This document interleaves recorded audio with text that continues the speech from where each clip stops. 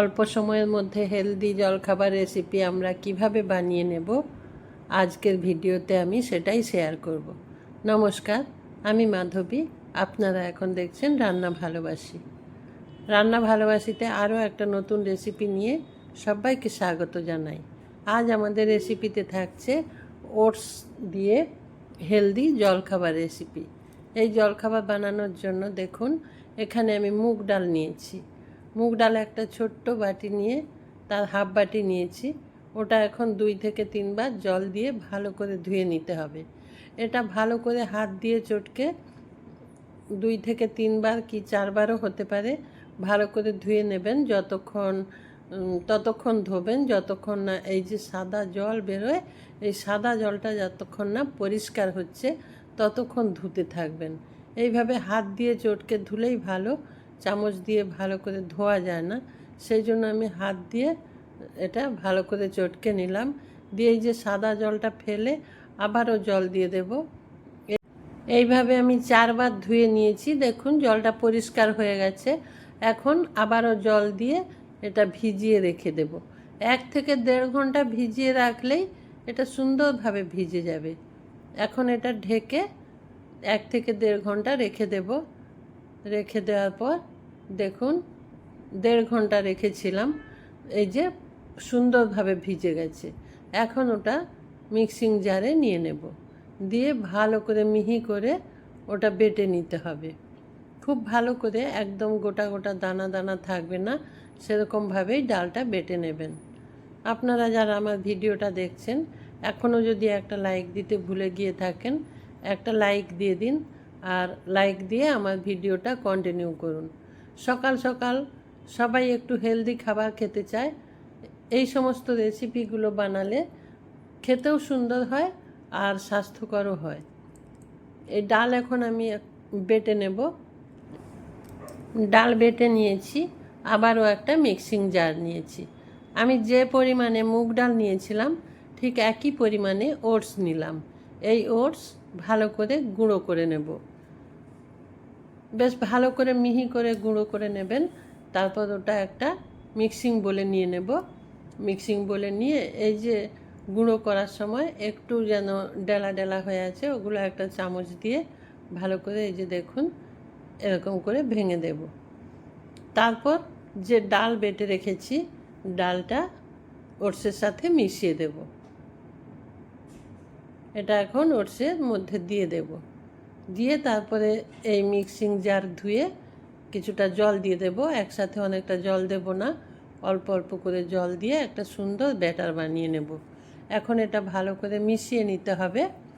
খুব ভালো করে মিশিয়ে নেবেন।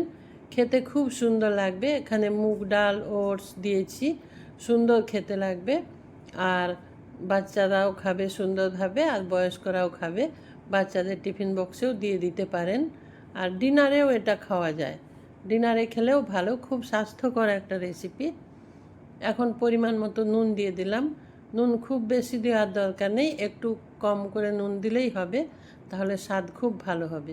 নুনটা ভালো করে মিশিয়ে নিলাম। আরও একটু জল দিয়ে দিচ্ছি। এই ব্যাটার আরও একটু পাতলা হবে, তবে খুব বেশি পাতলা করবেন না, একটু ঘন ব্যাটারই হবে। এই যে দেখুন ভালো করে মিশিয়ে নিয়েছি। আরও অল্প পরিমাণে জল দিলাম। আমি যেরকম অল্প অল্প করে জল দিয়ে ব্যাটারটা বানাচ্ছি, এইভাবে অল্প অল্প করে জল দিয়ে ব্যাটার বানাবেন। আর যত বেশি সময় ধরে এটা ফেটিয়ে নেবেন তত সুন্দর হবে, জালিদার হবে এই প্যানকেক। এখন ওটা ঢেকে রেখে দিয়েছি। ততক্ষণে আমরা একটা এখানে ওটা দিয়ে খাওয়ার জন্য চাটনি বানিয়ে নেব। কোরানো নারকেল 2 চামচ নিয়েছি।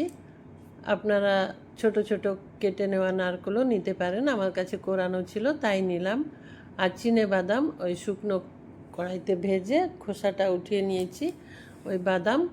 আর একটু আদার টুকরো আর একটা গোটা কাঁচা লঙ্কা ভেঙে মিক্সিং জারের মধ্যে দিয়ে ওটা ভালো করে বেটে নিয়েছি। এখন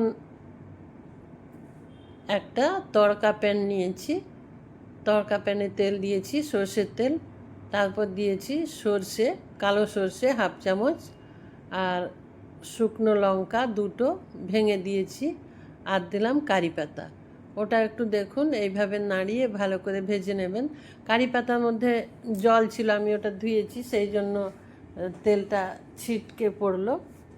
এখন ওই তড়কা ওই চাটনির মধ্যে দিয়ে দিলাম, নারকেল আর বাদামের চাটনি ওর মধ্যে দিয়ে দিলাম। খুব সুন্দর খেতে লাগে এই চাটনিটা, একবার এইভাবে বানিয়ে খাবেন, হয়তো আপনারা খেয়েও থাকেন, তবুও বলছি। এদিকে দেখুন এই যে ব্যাটার, এখন এর মধ্যে আমি অল্প পরিমাণে খাবার সোডা দেব, তবে খুব বেশি নয়, দেখুন খুব অল্প দিলাম। খাবার সোডার ওপর একটু জল দিলাম, তাতে খুব তাড়াতাড়ি অ্যাক্টিভ হয়ে যাবে আর কি। খাবার সোডা মানে ওই যেটাকে আমরা বেকিং সোডা বলি, বেকিং পাউডার কিন্তু নয়। ওটা দিয়ে আর বেশি সময় নেব না। এদিকে ফ্রাই প্যান বসিয়েছি, ফ্রাই প্যানের মধ্যে অল্প তেল ব্রাশ করে দেব, খুব বেশি তেল দিতে লাগে না এই রেসিপিতে।